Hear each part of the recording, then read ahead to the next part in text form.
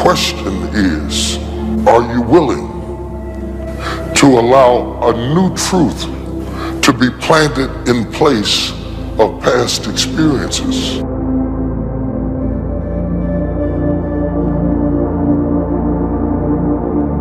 Everybody has a reason to be anxious. In fact, we have the ultimate reason to be anxious because we know that we're vulnerable and we know that we're going to die. And how you cannot be anxious under those circumstances is a great mystery. And the same thing applies with regards to depression. How many of you have something in your life right now that you could worry about and be very anxious about if you just didn't decide not to? Most people do, and if you don't have anything today, you might have something tomorrow or the next day, and that's not like a negative comment. That's just life is real, and we never know exactly what's going to come our way, but we do know God. We don't have to live in fear because He's with us, and He's on our side. Why do you worry? What do you worry about more than anything else? What's the thing that had you up at 3:30 this morning and your mind started spinning? Because this is what happens. Your mind starts spinning. Some of us get up to use the bathroom, and then we never quite make it back to a rested state because our bladders and our brains are both under demon possession. and so both of them are too full. And so we wake up in the middle of the night, and here we are, and this is how it happens for me. My mind just starts spinning. The struggle is in your mind. This is why we have people who go to bed tired and wake up tired. Slept 8 hours and you wake up still tired. The reason you wake up tired is that you got sleep but you didn't get rest. The mind is the battleground. The fight is in your mind. I had a lot of bad things happen to me in the early years of my life, and I got to the point where I was afraid of bad things happening. Where you just kind of have this sensing around you that you're waiting for the next disaster. And I've learned instead of doing that, to expect something good to happen in my life and to expect it on purpose. You can choose your own thoughts. You don't have to just think whatever falls in your head. You can cast out wrong things and choose right things. And worry actually begins with a thought. Do not worry, that's the command, or take no thought, that's literal. Take no thought. Think about that. A thought that presents itself to you can start you spinning in a direction if you take it. But it can't start you spinning if you don't hold on to it. Hold that thought.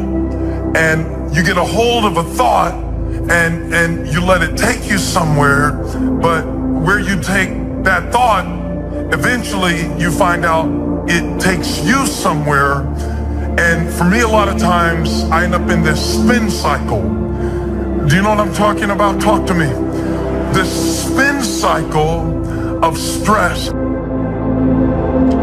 Faith, I believe, starts in our heart. It's a gift of God, but it's released through us thinking and speaking right things. And when we have a problem, we can either do what the devil wants us to do and worry about it and get all anxious and try to figure things out. Worry, anxiety, reasoning, 3 major torments in our life. Or we can do what God wants us to do, and we can choose to trust Him. We can think loving, trusting thoughts and think about the promises of God. Worry enters our life through thoughts. Every time we have a problem in our house, Dave has one answer.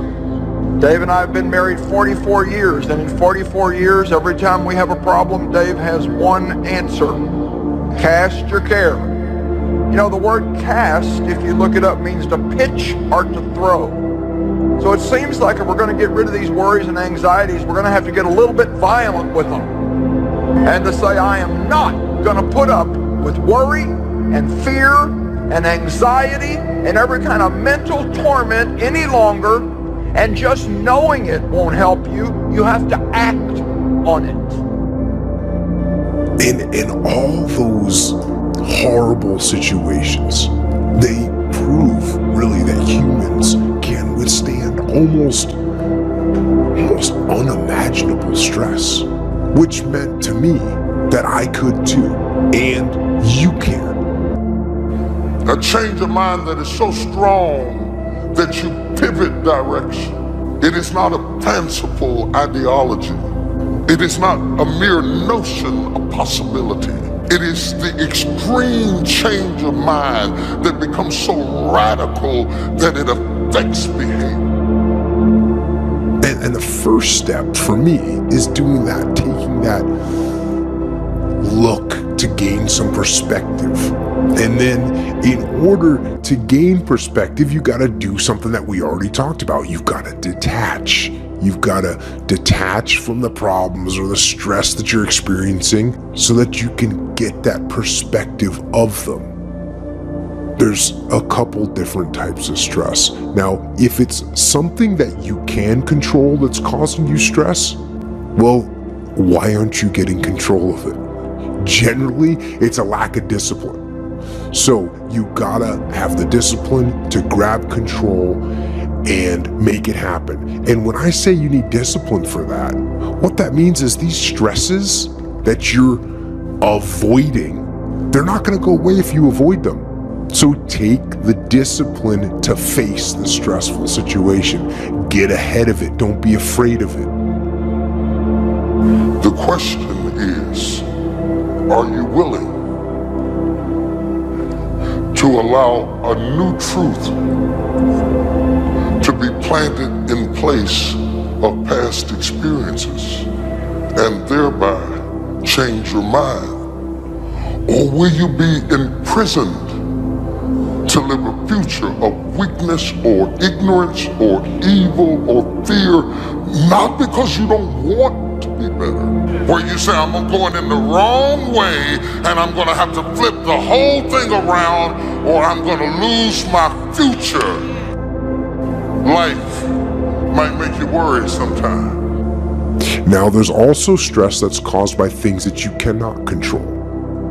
So if you can't control something, and you can't get control of it, you have to at least embrace what you can. But you can't control it, so why are you gonna worry about it? Why are you gonna stress about it? If there's something that's completely beyond your control, you've gotta detach from it and not let yourself get stressed about it. If it's something that you can't control, how can you look at it in a different light? How can you see it in a way that you could actually take advantage of it? How can you take that stress and make it into some kind of ally? You know, the chaos of combat is something that I couldn't control, but I had to embrace it so I could try and figure out how to take advantage of it. So when it comes to stress, don't fight it. Turn it on itself and use it. Use it to make yourself sharper and more alert. And use it to make yourself think more and learn more and get better. And use that stress as a catalyst to make yourself better.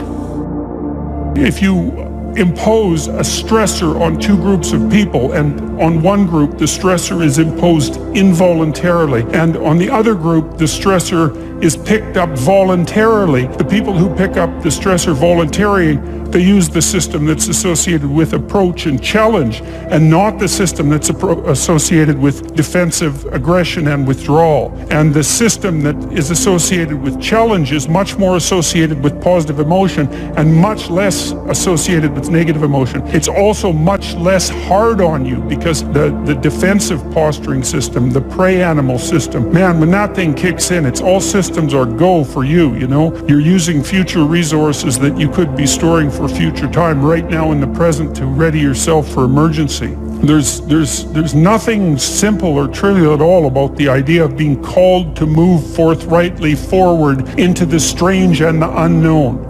Next, under getting better, I just want to make this list of 4 words. 4 words. First, we talked about getting serious. Second, get smart. Third, get going.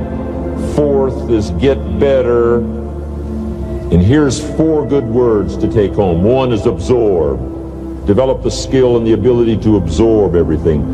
Here's the next one. Develop the ability to respond. That's what got me almost 6 years ago. Mark and Larry made that call. I responded.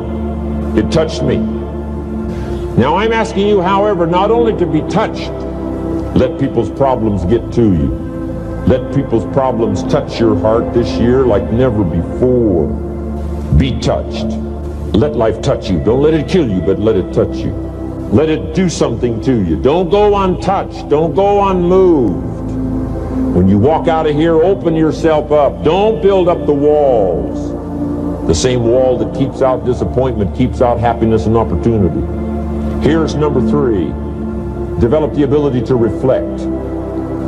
I'm asking you at the end of the day, go back over your day. I'm asking you at the end of the week, go back over your week. Make that week more valuable. Learn by